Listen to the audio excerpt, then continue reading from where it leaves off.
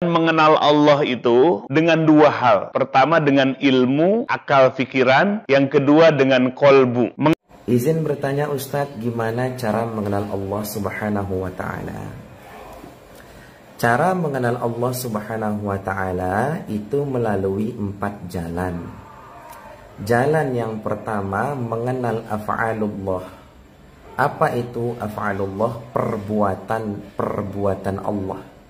Artinya hukum-hukum Allah. Mana yang disebut wajib, sunnah, mubah, makruh, dan haram. Jadi dalam kaidah ahli sunnah wal jamaah, hukum itu ada 5, ya, yaitu wajib. Kalau tak wajib jatuhnya sunnah. Kalau tak sunnah jatuhnya mubah. Kalau tak mubah jatuhnya makruh. Kalau tak makruh jatuhnya haram. Jadi yang pertama mengenal af'alullah. Apa itu mengenal af'alullah? Mengenal hukum-hukum Allah.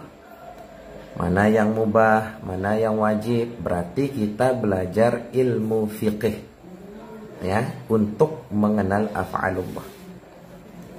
Yang kedua, jalan mengenal Allah yang kedua adalah dengan mengenal asma Allah. Apa itu asma Allah? Nama-nama Allah, ya. Nama zat Allah, nama sifatnya ada 99. Ya, itu nama sifat Allah. Nama zatnya Allah. Bagaimana cara mengenal nama Allah? Dengan sering-sering menyebut nama zat Allah. Dengan belajar ilmu thariqah. Jadi af'alullah itu letaknya pada jasad, ilmunya disebut ilmu fikih. Asma Allah itu letaknya pada qalbu, ilmunya disebut ilmu thariqah, tarekat, ya. Jadi kita belajar kenapa Allah menyebut dirinya Allah. Kenapa Allah menyebut dirinya memiliki 99 nama sifat Allah. Jadi setelah hati kita bersih sampai nama Allah bersemayam dalam dada, dalam qalbu, barulah kita mengenal nama Allah, ya. Setelah kita mengenal nama Allah di hati, mengenal nama Allah di jasad, af'alullah di jasad, ya, baru kita mengenal sifat-sifat Allah. Nah, mengenal sifat Allah ini metode ilmunya disebut ilmu hakikat, ya. Yang namanya sifat itu tak bernama. Karena sifat itu sesuatu yang tidak berhuruf dan tidak bersuara. Jadi sifat itu adalah keadaan. Yang namanya keadaan atau sifat itu tak ada hurufnya, ya. Yang ada hurufnya hanyalah nama sifat. Nah, nama sifat itu dialah Ar-Rahman, Ar-Rahim, Al-Malik. Itu nama sifat.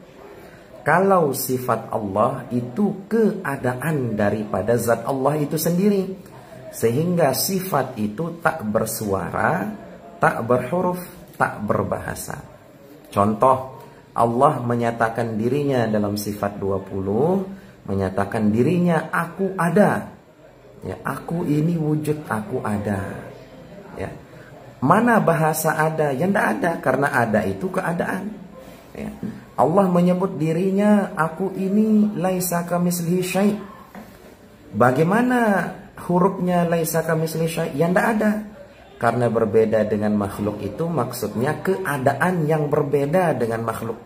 Jadi sifat itu adalah keadaan dari zat Allah itu sendiri. Itulah kenapa sifat itu tak berbahasa, tak bersuara, tak berhuruf. Lalu bagaimana cara mengenal sesuatu yang tidak berbahasa, yang tidak bersuara, tidak berhuruf? Cara mengenalnya lewat rasa kita.